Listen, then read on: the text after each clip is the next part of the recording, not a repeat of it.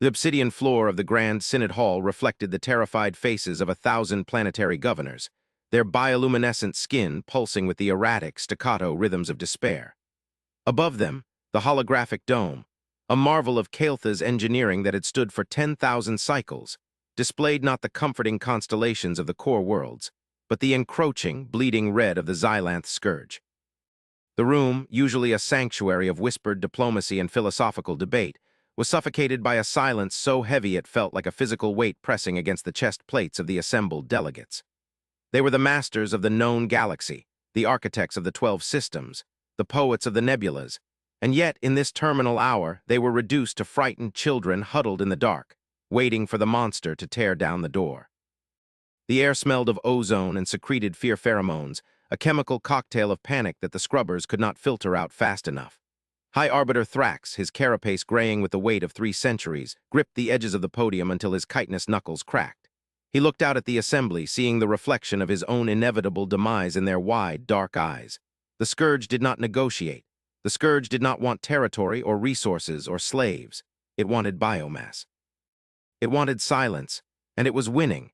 The outer pickets had fallen within minutes. The fortress world of Orcs, a bastion that was supposed to hold for a year, had gone dark in an hour. Now, the sensors picked up the gravitational distortions of the enemy fleet entering the sheer edge of the home system. "We have exhausted the archives," Subprelate Vian said, his voice trembling, lacking the usual arrogant timbre that accompanied his military reports. He did not look at Thrax, he looked at the floor, unable to bear the collective gaze of a species he had failed to protect. "The kinetic batteries are depleted. The energy shields are fluctuating at critical variances. We have attempted communication on every known frequency, including the forbidden spectrums of the precursors. There is no response, only the static, only the hunger." Vian paused, his breathing ragged. "We have calculated the time to total planetary sterilization. It is less than 1 rotation. The evacuation ships. They will not clear the gravity well in time. They will be harvested like the others." A ripple of low, mournful keenings moved through the crowd, a sound of collective grief that vibrated through the crystalline walls. It was the sound of a civilization accepting its extinction. But amidst the despair, a singular, quiet voice cut through the weeping, sharp and clear as a diamond cutter. "We have not exhausted everything," Archivist Alara said. She stood near the back of the chamber, small compared to the warrior castes, her robes stained with the ink of physical scrolls, an affectation the modern council usually mocked. Today, no one mocked. She held a data slate clutched to her chest as if it contained the soul of a star. Thrax turned his weary eyes toward her. He knew what she was going to say. It was a debate that had raged in the backrooms of the Synod for 1,000 years, treated as heresy, then folklore, then a child's bedtime story. The myth of the Soulborn, the ghost warriors, the humans. "Do not speak of fables now, Alara," Thrax warned, though his voice lacked the authority to enforce silence. "We are facing the end of history. Do not insult the dead with nursery rhymes about the Void Walkers." "They are not rhymes." Alara stepped forward, the crowd parting around her not out of respect, but out of a desire to distance themselves from her madness. "I have cross-referenced the orbital trajectories of the Scourge. I have looked at the consumption patterns. This enemy, it has fought before. It moves with a specific caution around the galactic north. It avoids the Orion Arm not because there is no food there, but because it remembers pain. The ancient texts, the ones you call heresy, they speak of a species that did not ascend through harmony, but through fire. A species that did not study the warp to sing to the stars, but to break them. We called them stories to make ourselves feel superior. We told ourselves that no sentient race could be that volatile, that kinetic, and survive. But what if they did? What if the reason the galaxy has been peaceful for an epoch is not because of our diplomacy, but because something terrifying is watching the gate? "Humans are extinct," Vian shouted, his fear turning into anger. "They destroyed themselves in the atomic fires of their cradle. Every scholar knows this. They were a cautionary tale of unchecked aggression. To believe they survive, hiding in the dark, waiting to save us, it is pathetic. It is the desperate hallucination of a dying mind. Look at the scanners, Archivist. The Scourge is here, real ships, real death, if you're who. Mans were real. Where were they when the Orcs fell? Where were they when the Rim burned?" Alara ignored him, walking straight to the central interface.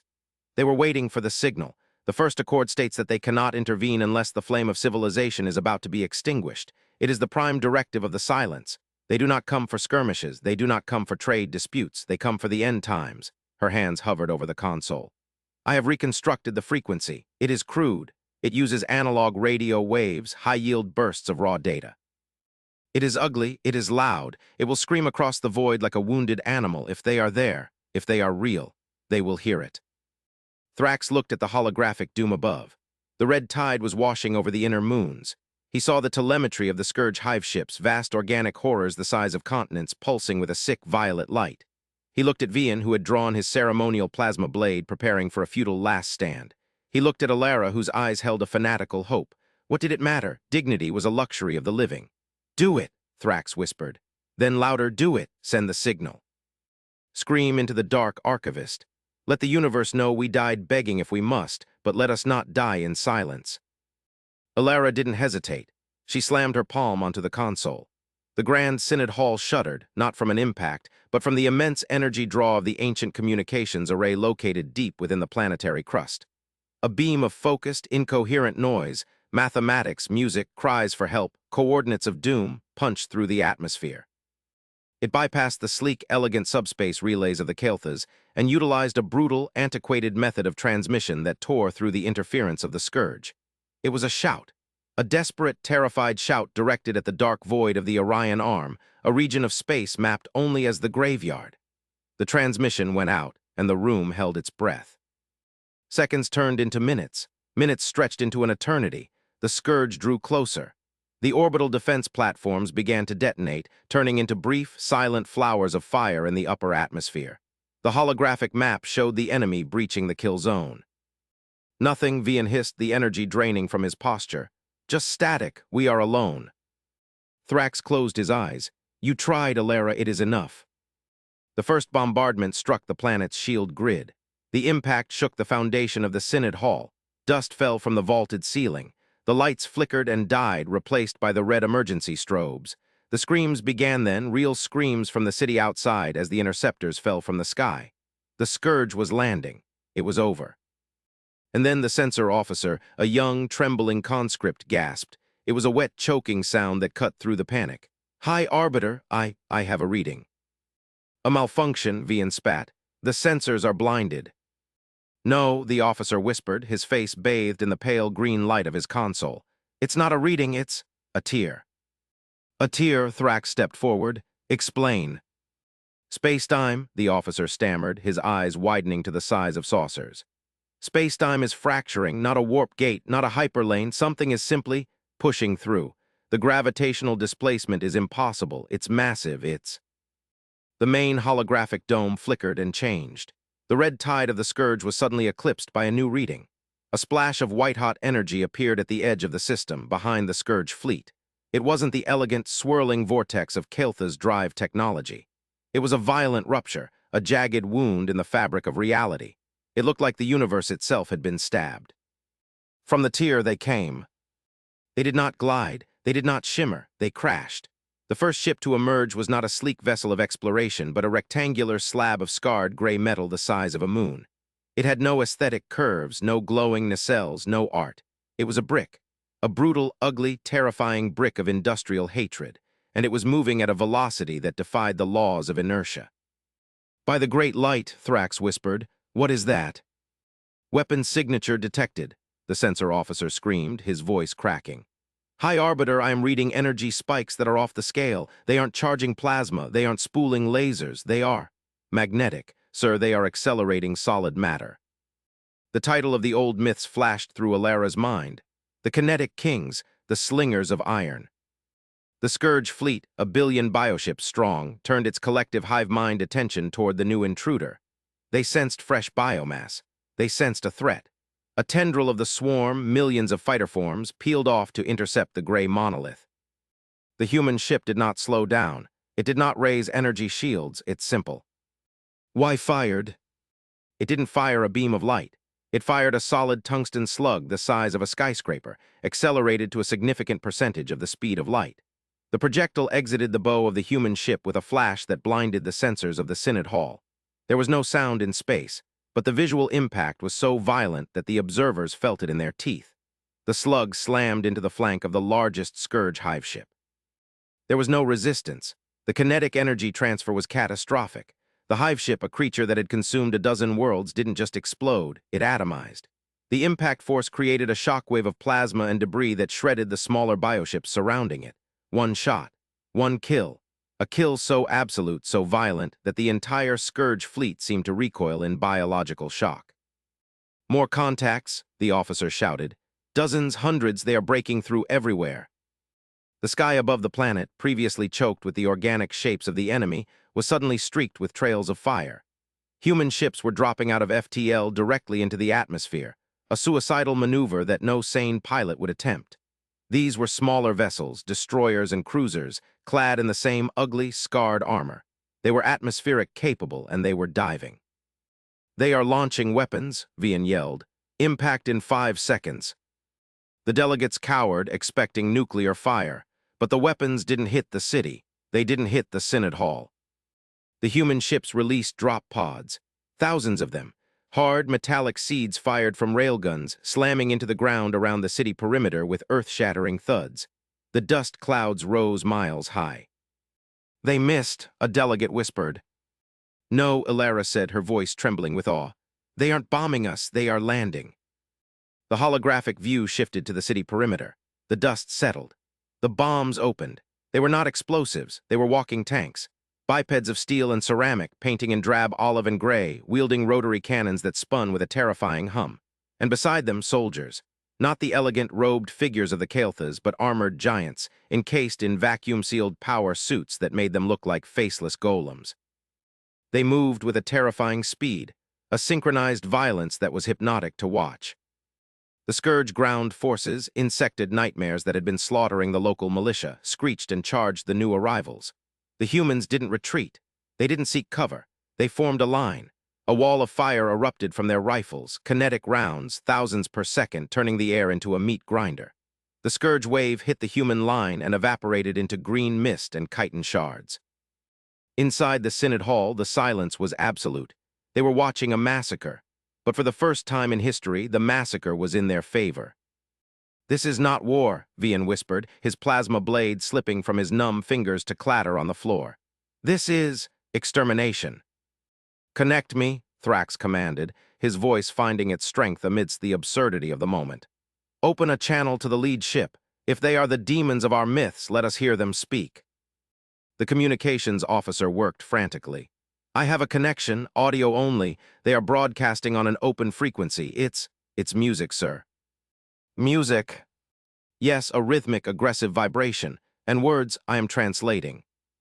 A voice cut through the static speakers of the Grand Hall. It was not the melodious, multitonal speech of the Kael'thas. It was deep, flat, and laced with the static of a primitive microphone. It sounded like gravel grinding against steel. "This is Admiral Vance of the United Terran Coalition ship, Hammer of Dawn. To the Kael'thas High Command, we received your ping. Apologies for the delay. Traffic was hell in the nebula. We suggest you keep your heads down. We are initiating cleaning protocols. Danger close." "Danger close?" Thrax asked, confused. "Look up," Ilara whispered.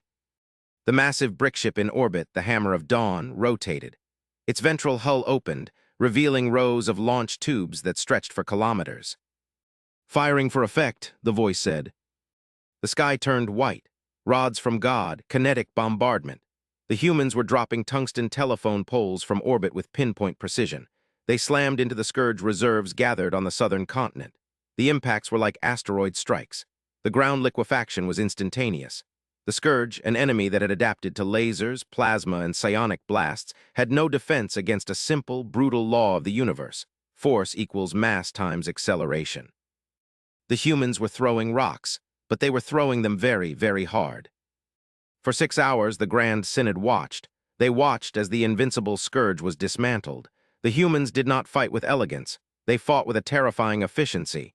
They used nukes. For airbursts to clear swarms. They used flamethrowers to clear hives. They used their own bodies, encased in power armor, to grapple with the larger beast forms, tearing them apart with hydraulic claws. It was brutal. It was bloody. It was undeniably effective. By the time the sun began to rise on the capital city, the red tide was gone. The sky was gray with smoke, but the enemy ships were burning wreckage falling from orbit like jagged snowflakes. A single shuttle detached from the low-orbit fleet and descended toward the Synod Hall. It was blocky, scarred, and looked like it had been patched together with scrap metal. It landed on the pristine landing pad, crushing the delicate crystalline tiles under its heavy landing struts.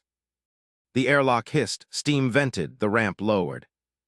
Thrax, Vian, and Alara stood at the front of the delegation. They expected a conqueror. They expected a god. A figure walked down the ramp. He was tall, broad-shouldered, wearing armor that looked like it had been through 1,000 wars. The helmet retracted with a mechanical whine, revealing a face. It was a shock. The face was soft. Pale skin, stubble on the chin, tired eyes with dark circles underneath. No glowing eyes, no fangs, just a bipedal mammal who looked exhausted. He held a helmet under his arm and rubbed his eyes with a gloved hand. He was followed by 2 other humans, similarly dressed, looking equally bored and weary. The human admiral walked up to Thrax. He towered over the Kael'tha's arbiter. The smell of stale coffee and gun oil wafted from him, overpowering the delicate scents of the hall. "Hi, Arbiter Thrax," the human asked. His voice was the same as on the radio, deep, gravelly, but now, face to face, it held a note of profound tiredness.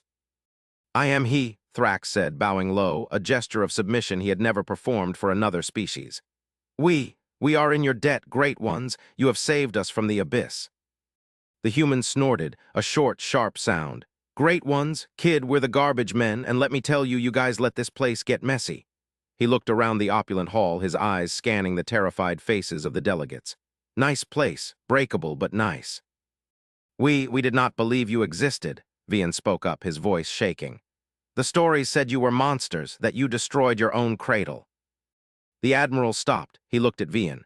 The tiredness in his eyes vanished for a second, replaced by a cold, hard glint of steel. "We did destroy it, nearly, that's why we're here." He tapped his chest plate. "We learned the hard way that the universe doesn't care about your poetry or your philosophy. It cares about physics. It cares about survival. We became the monsters so you didn't have to." "Why?" Alara asked softly. "Why hide? Why the silence? If you have this power, you could rule the galaxy. You could have stopped the scourge centuries ago." Admiral Vance sighed. He reached into a pouch on his belt and pulled out a small, metallic cylinder. He clicked it, and a small flame appeared, a primitive chemical lighter, which he used to ignite a small white stick. A cigarette. He took a drag, blowing the smoke into the filtered air of the alien sanctity. "Rule the galaxy?" Vance laughed, a dry, humorless sound. "Lady, we don't want the galaxy. The galaxy is a nightmare. Do you know what's out there? Beyond the scourge, beyond the rim." The delegates looked at each other. "The void," Thrax ventured. "The noise," Vance corrected. "The scourge isn't an invasion force, it's a refugee fleet." The silence in the room deepened. The scourge running. "Running from what?" Vian whispered. "Something we woke up a long time ago," Vance said, his voice dropping. "Back when we were young and stupid, we cracked a seal we shouldn't have. We realized that noise, radio, subspace, warp signatures, it attracts things, big things, dark things, so we went dark.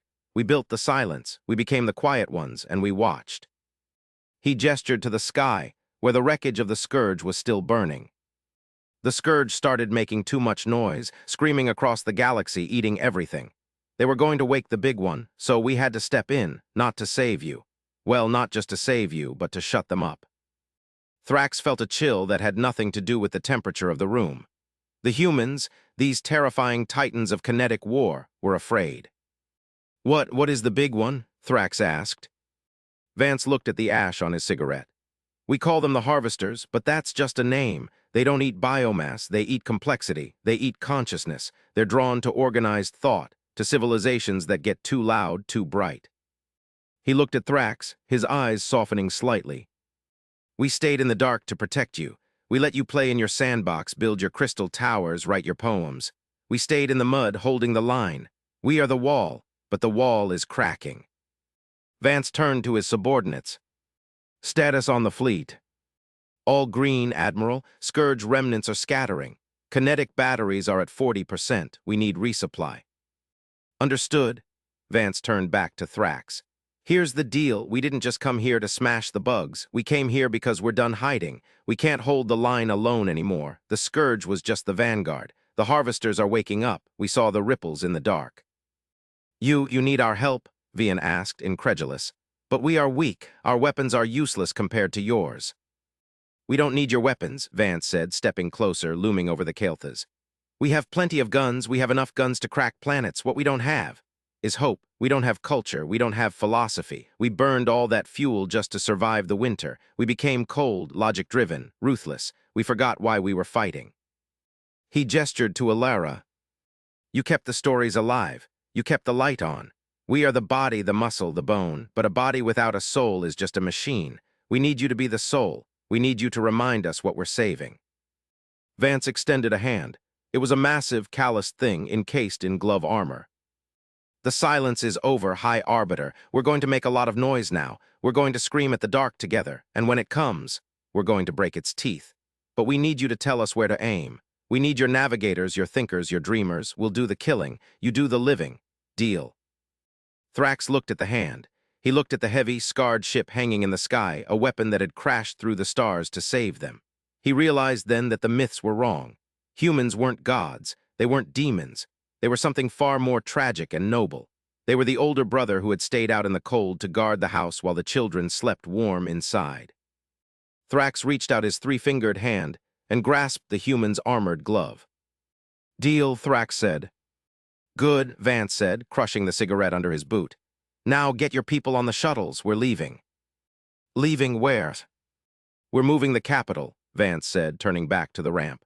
"This system is compromised. The signal you sent, it didn't just call us, it rang the dinner bell. We have maybe 3 days before the sky turns black." "But's our home," Ilera cried out. Vance stopped. He looked back, and for a moment the weary soldier looked almost fatherly. "Home isn't the dirt, kid. It's the people. And if you come with us, we'll build a fortress around you that even the gods can't break. We're going to the core. We're going to wake up the rest of the family." "The rest?" Thrax asked. "There are more of you." Vance smiled, a crooked, dangerous grin. "Oh, High Arbiter, you've only seen the scouting party. You haven't met the Marines yet. Wait until you see what we did to Mars. Wait until you see the world engines."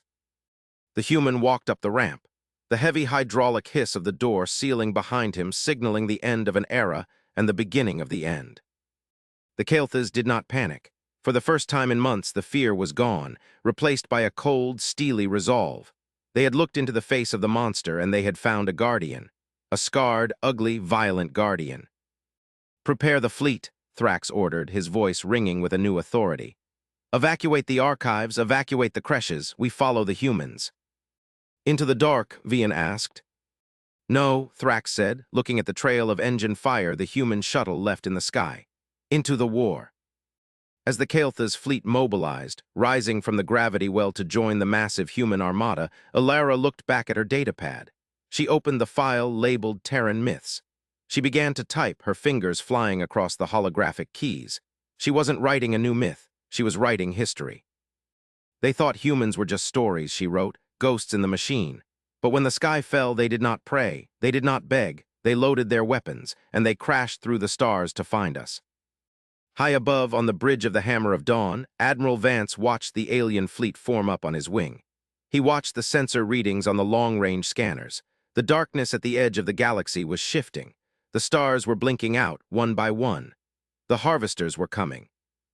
Vance keyed the fleet-wide comms. "All ships," he said, his voice calm, steady, terrifying.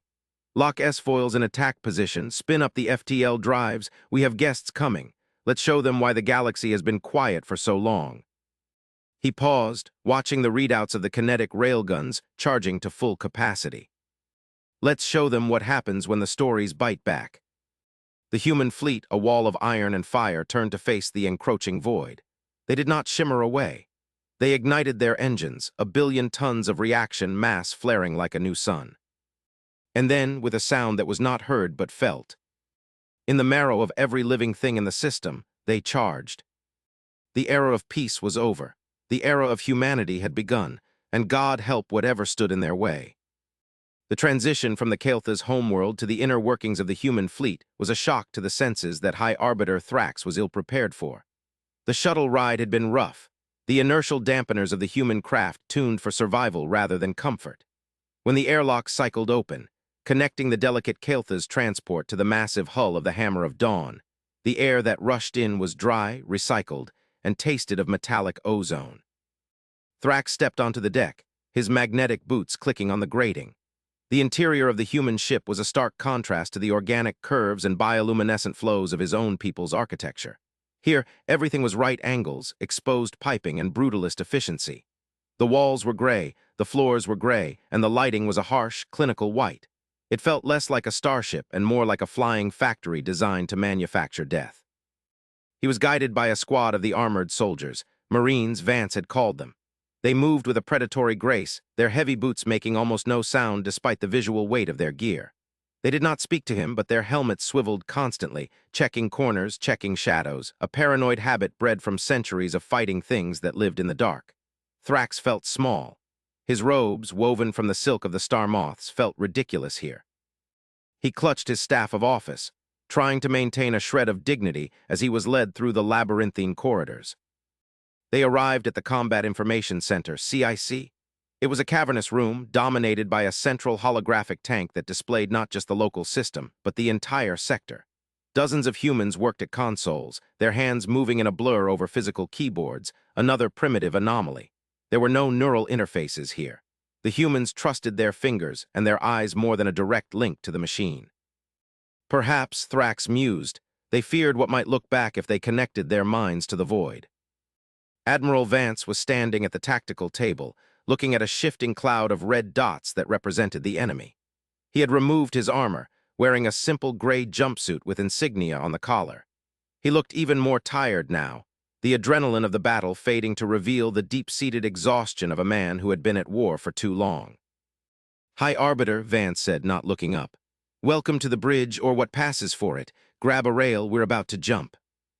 "Jump?" Thrax asked, moving to stand beside the table. "We are leaving the system." "We're leaving the sector," Vance corrected.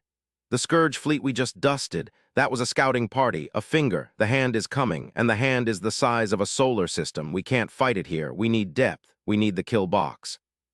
"The kill box?" Vance tapped a command and the hologram zoomed out. It showed a region of space Thrax recognized as the Badlands, a nebula filled with ionic storms and gravimetric hazards. It was a graveyard for ships. No sane captain plotted a course through it. "The Helix Nebula," Thrax said. "It is impassable." "For you, maybe," Vance said. "For us, it's home. We've been terraforming asteroids in there for 500 years, building batteries, mining the clouds. It's the most heavily fortified rat's nest in the galaxy. We're going to lure them in, and then we're going to close the door." "You use the environment as a weapon," Thrax murmured. "Ingenious." "Necessity," Vance grunted. "We don't have the numbers. The Scourge outnumbers us 10,000 to 1. If we fight fair, we die, so we cheat, we lie, we ambush, we play dirty. That's why we need you." Vance finally looked up, his gray eyes locking onto Thrax's black orbs. "Your people, you're empaths, right? Psionically active." Thrax nodded. "To a degree, we sense emotion. We can project calm. We use it for diplomacy." "We need you to project something else," Vance said. "We need you to project fear."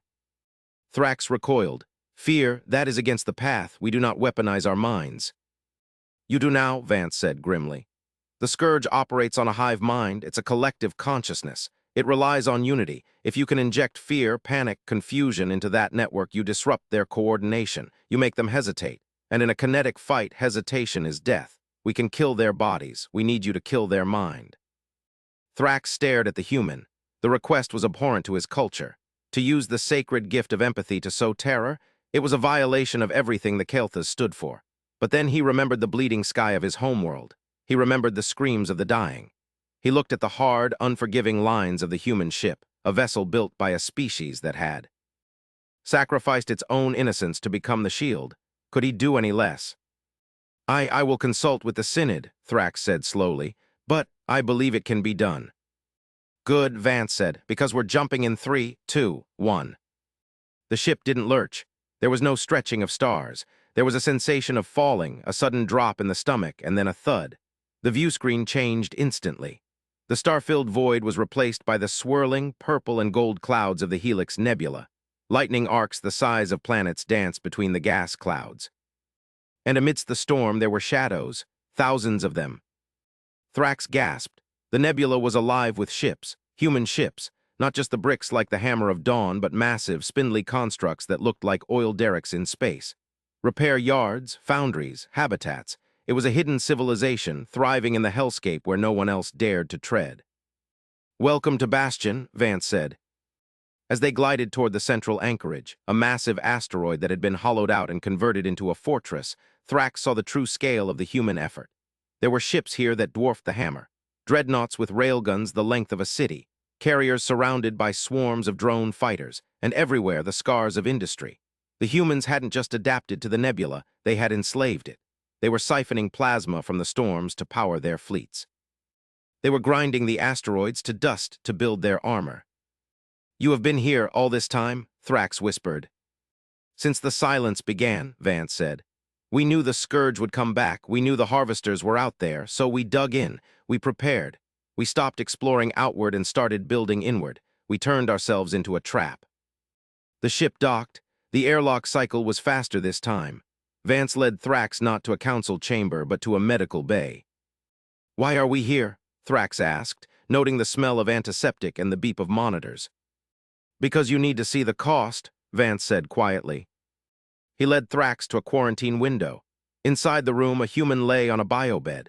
He was pale, his veins visible through his skin, black and pulsing. He was thrashing against restraints, his eyes wide and unseeing, screaming silently. "What is wrong with him?" Thrax asked, horrified. "Scourge infection," Vance said. "Nanospores, they don't just eat you, they rewrite you. They turn you into one of them. We fight them with fire, but sometimes a seal breaks, a filter fails." Vance placed a hand on the glass. "We don't have a cure, Thrax. We only have a solution." Inside the room, the air vented. A flash of incinerator fire. The room was empty. Thrax felt sick. You killed him." "We saved him," Vance corrected, his voice devoid of emotion, though his hand trembled slightly on the glass. "Better to burn as a man than live as a puppet. That's the choice we make every day. That's why we need you, your medical tech, your understanding of biology. It's light years ahead of our butcher work. We're good at killing, you're good at healing. Maybe, just maybe, you can help us save them instead of burning them." Thrax looked at the empty room, then at Vance. He saw the cracks in the armor now. The humans weren't unfeeling machines. They were desperate. They were a species that had been forced to euthanize their own wounded to prevent the spread of a plague, carrying the weight of that sin in silence. "We will help," Thrax said, his voice firm. "My healers, they will work with your doctors. We will find a way." "I hope so," Vance said, "because the timeline just moved up." An alarm blared throughout the station. A red, rotating light bathed the corridor. "Contact, massive contact. Sector 7, the outer markers are gone." Vance's face hardened into the mask of the Admiral once more. "They followed us, faster than I thought. They tracked the wake of the jump." He turned to Thrax. "Go to your people. Get them to the psi-amplifiers we set up in the core. I don't care if it hurts. I don't care if it breaks the path. You scream into their minds, Thrax. You make them feel every ounce of fear you felt when your sky burned. You make them terrified of the dark." Thrax nodded and ran. He ran through the gray corridors, his robes fluttering, his heart pounding. He was not a warrior. He was a diplomat. But today, diplomacy was a weapon. Back in the CIC, Vance strapped himself into the command chair. The holographic tank was a sea of red. The scourge had arrived in force. The hand had arrived. A bioship the size of a moon was pushing through the nebula clouds, surrounded by a cloud of millions of interceptors. "Fleet status," Vance barked. "Batteries hot, shields at 100%. The trap is primed." "Hold fire," Vance ordered. "Let them come in, let them think we're sleeping." The Scourge fleet moved into the kill box. They ignored the lightning storms, their organic hulls absorbing the energy.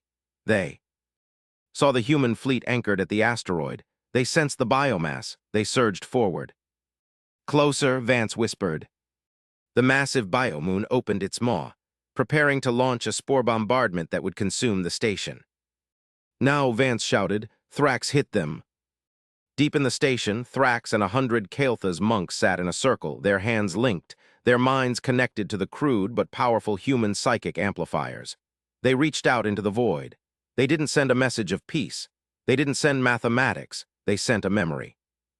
They sent the memory of the cold, the memory of the predator in the dark, the primal lizard brain fear of being eaten. They projected the image of humanity not as they were, but as the monsters the galaxy feared. A species of fire and steel, unyielding, unfeeling, unstoppable. The effect was instantaneous. The Scourge hive mind, a delicate lattice of million signals, shrieked. The unity broke. The bioships shuddered. The interceptors lost formation, crashing into each other. The massive moonship hesitated, its maw closing slightly as if in doubt. "They're confused," the tactician yelled. "Their shields are flickering." "Spring the trap," Vance roared. The asteroid belt around them didn't just sit there. It exploded. Shaped charges blew apart the camouflage rock, revealing thousands of automated railgun turrets concealed within the debris. THOM. The vacuum was filled with the silent rhythm of kinetic death. A crossfire of tungsten rounds ripped into the confused Scourge fleet from all sides. The human fleet detached from the station, engines roaring, diving into the chaos. This was not a battle, it was a brawl. The hammer of dawn drove straight at the moonship. Vance was gambling everything. Ramming speed. "Admirals, do it, we have the prow armor, break its spine." The human dreadnought accelerated, its massive kinetic barriers glowing white-hot. It slammed into the biological hull of the Scourge command ship. Metal tore through flesh. The impact registered as a seismic event on the station's sensors. The hammer buried itself deep within the enemy Leviathan, its point-defense guns firing wildly inside the wound, burning the enemy from the inside out. "Deploy Marines, boarding parties, burn the heart." The battle raged for hours. It was a chaotic swirl of metal and meat, plasma and blood. But the Kael'tha's fear broadcast was working. The Scourge could not coordinate. They were fighting as individuals, not a swarm. And as individuals, they were no match for the disciplined fury of the humans. Thrax, exhausted, his nose bleeding from the psychic strain, watched the screens. He saw the humans fighting. He saw a Marine squad hold a corridor against a wave of horrors, detonating a nuke on their own position to seal a breach. He saw a pilot ram his damaged fighter into a spore pod to save a medical frigate. He realized then the true nature of the human weapon. It wasn't the railguns, it wasn't the ships. It was the will, the absolute, terrifying refusal to yield.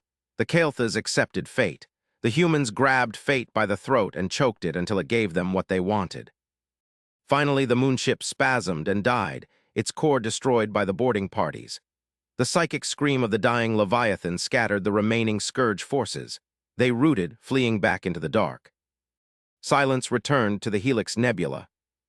Vance stood on the bridge of the hammer, wiping blood from a cut on his forehead. The ship was embedded in the corpse of the enemy. They would have to cut themselves out, but they were alive. "Status," he croaked. "We lost 30% of the fleet. The Indomitable is gone, the Vanguard is gone, but we won. The sector is clear." Vance slumped in his chair. He didn't cheer. There was no cheering on a human ship after a battle, only the quiet tally of the dead. Thrax's voice came over the comms. "Admiral, are you intact?"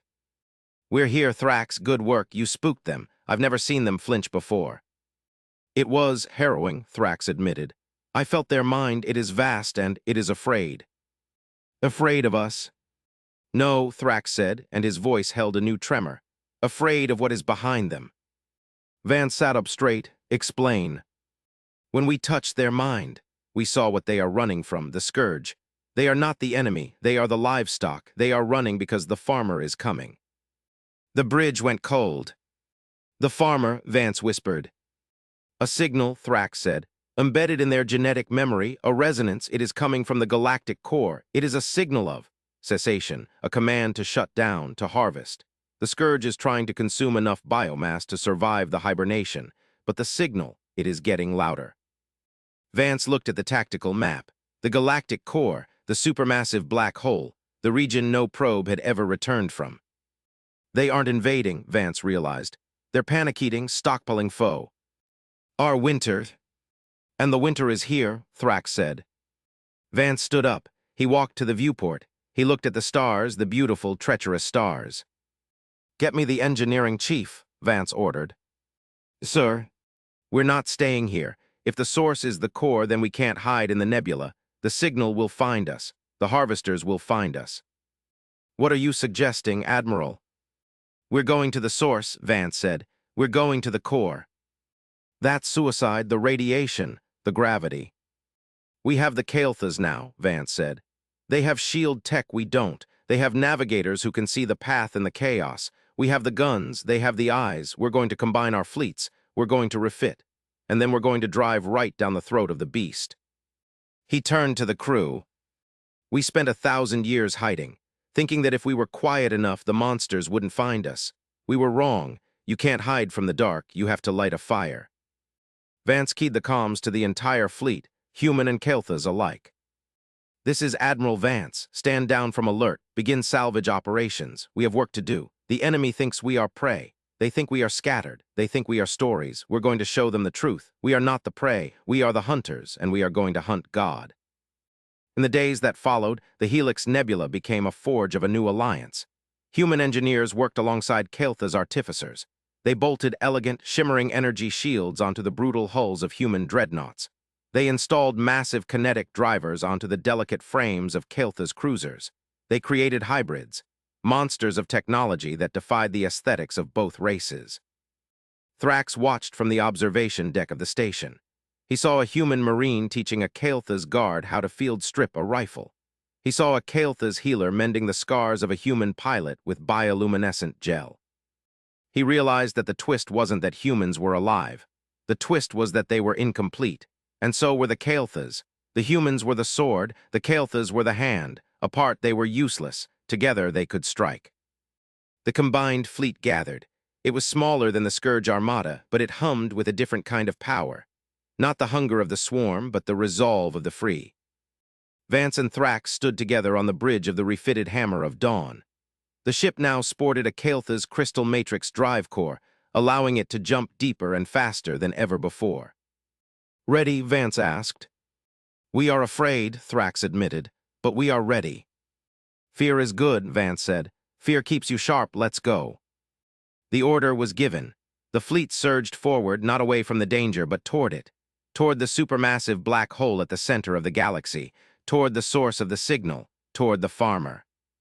As they entered the slipstream, leaving the known stars behind, Alara finished her entry in the archives. The stories said humans were the end of everything. They were wrong. They are the beginning. We go now into the absolute dark to confront the silence that has haunted our galaxy since its birth. We do not know if we will return, but we know this: we do not go quietly. We go with the roar of engines and the thunder of guns. We go with our brothers. The fleet vanished into the warp, a spear of light thrown into the abyss. And somewhere in the infinite darkness of the core, something ancient and terrible opened 1,000,000,000 eyes. It had expected silence. It had expected a harvest. It did not expect a weapon. It did not expect us. The stars trembled. The war for existence had begun, and for the first time in eons the dark was afraid.